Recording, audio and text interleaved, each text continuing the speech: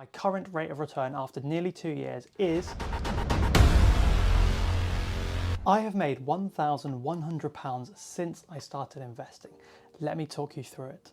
Welcome back to Matt Talks Money. If you're new around here, I talk about anything and everything to do with personal finance.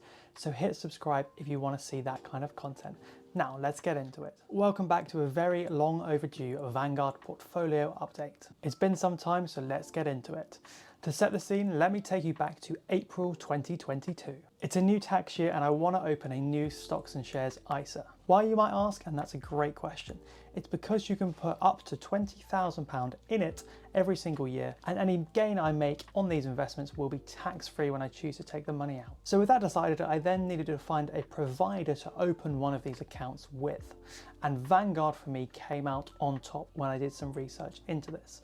There are a few reasons, but number one is that they are a huge player and millions of people use them every single year. And number two, and this is the main one, they don't have an app. Now you might be confused why this day and age I want there to not be an app, but let me tell you the reasoning behind it.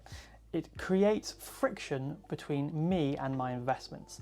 If there was an app or I had a widget on my phone to see it, I would be inclined to check it, every day or more than once a day if it was on a widget on my home screen. But because there is not an app, there is friction involved of me going to the website, having to log in, having to verify my identity, and then checking my portfolio. Therefore, this means I'm less likely to check it frequently. I do check them once a month, however, which is when I calculate my net worth on the first of every month, but I just go in and grab the number of the value that it currently is.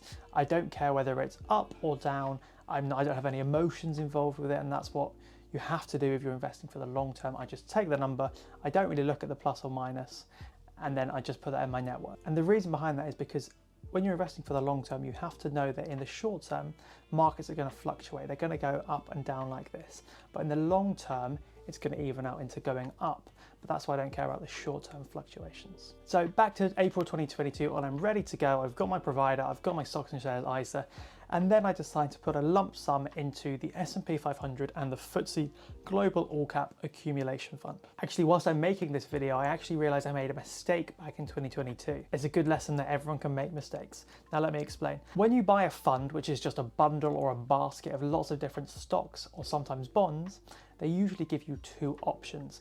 They usually give you an income option or an accumulation option. This refers to the dividends you receive as a reward for buying a part of that company, which are the stocks. And my error was when I put the £2,500 in the S&P 500 fund, I put it in the income fund rather than the accumulating fund. Now, why might you ask, is that an error? Well, at the moment, I personally don't need the income from these investments. So I should have chosen the accumulating fund. And that is because also the accumulating fund will automatically reinvest those dividends back into the fund to buy more of it.